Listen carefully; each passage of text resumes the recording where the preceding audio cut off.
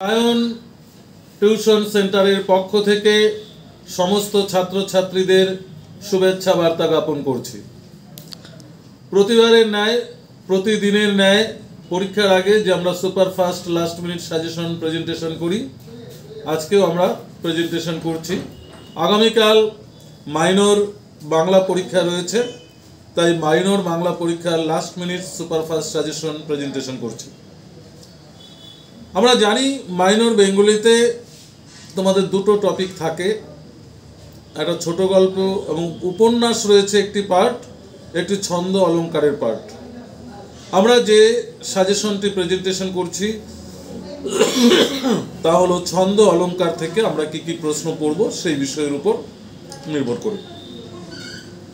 প্রথমত 12 নম্বরের জন্য ছন্দ থেকে যে প্রশ্নগুলো তোমাদের পড়তে হবে ছন্দ অলঙ্কার থেকে, তোমরা জানো থার্ড সেমিস্টার মেজর 5th পেপারেও কিন্তু ছন্দ অলঙ্কার রয়েছে। ওখানে তোমাদের দলবৃত্ত ছন্দটা এসছে পরীক্ষায়, তাই আমরা ধরে নিচ্ছি দলবৃত্ত যদি বাদ দেই তাহলে স্বরবৃত্ত এবং অক্ষরবৃত্ত মানে মিশ্র কলাবৃত্ত ছন্দ, এই দুটো থেকে অত্যন্ত গুরুত্বপূর্ণ একটা প্রশ্ন কিন্তু পরীক্ষায় আসতে চলেছে।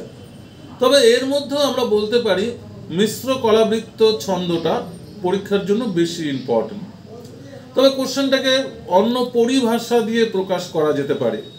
ধরো পরীক্ষায় দিল অক্ষরবৃত্ত ছন্দ কাকে বলে, উদাহরণ সহ অক্ষরবৃত্ত ছন্দের বৈশিষ্ট্যগুলি আলোচনা করো, বা এই ছন্দ অন্য কি কি নামে পরিচিত বৈশিষ্ট্যগুলি আলোচনা করো উদাহরণের সাহায্যে।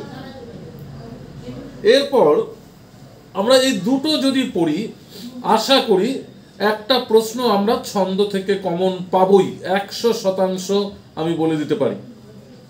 কারণ আছেই তোমাদের ছন্দ 3টি প্রধান ছন্দ, এর মধ্যে আমরা দলবৃত্তটা বাদ দিয়েছি, স্বরবৃত্ত আর অক্ষরবৃত্ত অর্থাৎ মিশ্র কলাবৃত্ত, এই দুটো ছন্দ, এর মধ্যে মিশ্র কলাবৃত্তটা বেশি ইম্পর্টেন্ট। এরপরে আসি অলঙ্কার থেকে আমরা 12 নম্বরের জন্য কি পড়ব। অলঙ্কার থেকে প্রতিবার ঘুরিয়ে ফিরিয়ে অনুপ্রাস এবং উপমা অলঙ্কার, অনুপ্রাস এবং উপমা অলঙ্কার এই দুটি প্রশ্ন ঘুরিয়ে ফিরিয়ে তোমাদের বড় প্রশ্ন কিন্তু আসে। তাই তোমরা যদি অনুপ্রাস এবং উপমা অলঙ্কার দুটো পড়ে যাও তাহলে এখান থেকে 100% গ্যারান্টি একটা প্রশ্ন তোমরা কমন পাবে। তাহলে আমরা টোটালে কটা প্রশ্ন বললাম? 4টা প্রশ্ন বললাম। স্বরবৃত্ত ছন্দ, মিশ্র কলাবৃত্ত ছন্দ, অনুপ্রাস অলঙ্কার আর হচ্ছে তোমার উপমা অলঙ্কার। অনুপ্রাস কেমন থাকতে পারে, অনুপ্রাস অলঙ্কার কাকে বলে, উদাহরণ দিয়ে বুঝিয়ে দাও, এবং অনুপ্রাস অলঙ্কার কত প্রকার, কি কি ব্যাখ্যা করো, এই টাইপের কোশ্চেন থাকতে পারে। একইভাবে উপমা অলঙ্কার কাকে বলে, উপমা অলঙ্কারের শ্রেণী বিভাগগুলি আলোচনা করো। তাহলে আমরা 12 নম্বরের জন্য মোট 4খানা প্রশ্ন পড়ব। 4 থেকে আমরা কিন্তু দুটো প্রশ্ন পরীক্ষায় আমরা পাবো। এবারে চলে আসে 6 নম্বরের জন্য আমরা কি কি প্রশ্ন পড়ব। 6 নম্বরের জন্য আমরা একটু আলাদা দৃষ্টিভঙ্গি নিয়ে দেখতে হবে তোমাদের। কোন জায়গাটা, যে স্বরবৃত্ত, অক্ষরবৃত্ত, মাত্রাবৃত্ত ছাড়াও তোমাদের কিন্তু আরও কয়েকটা ছন্দ রয়েছে, গদ্য ছন্দ রয়েছে, মুক্তক ছন্দ রয়েছে আর অমিত্রাক্ষর ছন্দ রয়েছে। তোমরা যদি মুক্তক ছন্দ আর অমিত্রাক্ষর ছন্দ এই দুটো ভালো করে পড়ে যাও, এখান থেকে 6-এর একটা প্রশ্ন তোমরা কমন পাবে। তাহলে কি বললাম, মুক্তক ছন্দ আর অমিত্রাক্ষর ছন্দ এই দুটো প্রশ্ন ভালো করে দেখে যাবে। তারপর ধরো যমক অলঙ্কার, অত্যন্ত গুরুত্বপূর্ণ একটি প্রশ্ন। যমক, শ্লেষ, বক্রোক্তি এই 3টি প্রশ্ন রয়েছে।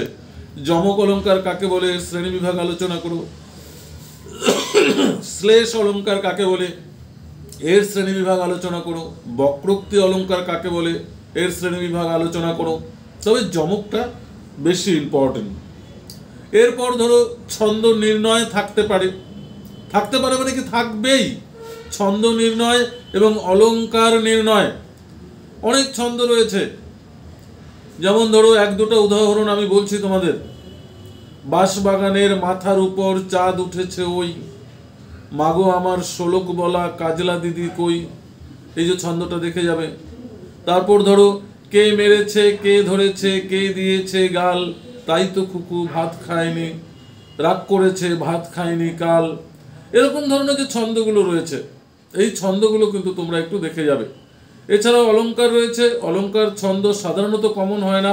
তোমরা যে ধরনের অলংকারগুলো আমরা ক্লাসে করিয়েছিলাম সেগুলো একটু বারবার দেখে যাবে। এবারে আমরা চলে আসি 3 নম্বরের জন্য আমরা কি কি প্রশ্ন পড়ব। 3 নম্বরের জন্য যে টপিকগুলো অত্যন্ত গুরুত্বপূর্ণ সেটা হচ্ছে ছন্দের উপাদানগুলি। ছন্দের উপাদানের মধ্যে রয়েছে কি কি? ছন্দের উপাদানের মধ্যে রয়েছে দল রয়েছে, মাত্রা রয়েছে, অক্ষর রয়েছে, পর্ব রয়েছে, ছেদ রয়েছে, জ্যোতি রয়েছে। অর্থাৎ ধরো জ্যোতি কাকে বলে, জ্যোতি কত প্রকার কি কি। তারপর ধরো অলংকারের মধ্যে রয়েছে ব্যাজস্তুতি অলংকার, সমাসশক্তি অলংকার, বিরোধাভাস অলংকার। এই অলংকারগুলো একটু দেখতে হবে। তারপর ধরো গদ্য ছন্দ কাকে বলে, গদ্য ছন্দের বৈশিষ্ট্য লিখো। তারপরে ধরো এই ধরনের ছোট ছোট প্রশ্নগুলো তোমাদের কিন্তু 3-এর জন্য দেখে যেতে হবে। আর 2-এর জন্য ধরো যে ছন্দগুলো রয়েছে, 3টি ছন্দের আলাদা আলাদা কি নাম রয়েছে দেখে যাবে। পয়ার ছন্দ, মহাপয়ার ছন্দ, লয় কাকে বলে, মাত্রা কাকে বলে, শব্দালঙ্কার অর্থালঙ্কারের পার্থক্য লিখো। অনুপ্রাসের যে বিভিন্ন ভাগগুলো রয়েছে, ছেকানুপ্রাস, লাটানুপ্রাস, বৃত্তানুপ্রাস, অন্তানুপ্রাস, হ্যাঁ, এই সংজ্ঞাগুলো একটু দেখে যাবে। তারপর ধরো অমিত্রাক্ষর ছন্দ কে প্রবর্তন করেন, কোথায় প্রবর্তন করেন, কোন কাব্যে তার প্রথম প্রয়োগ দেখা যায়, ছেদ জ্যোতির পার্থক্য লিখো, ইত্যাদি ইত্যাদি প্রশ্নগুলো কিন্তু তোমাদের দেখে যেতে হবে। এক কথায় ছন্দের উপাদানগুলো দেখে যেতে হবে, অলংকারের টপিকগুলো কিন্তু তোমাদের দেখে যেতে হবে। তাহলে তোমরা কিন্তু 100% কমন পাবে। এই ছিল আজকের মাইনর বাংলার লাস্ট মিনিট সুপারফাস্ট সাজেশন। ধন্যবাদ।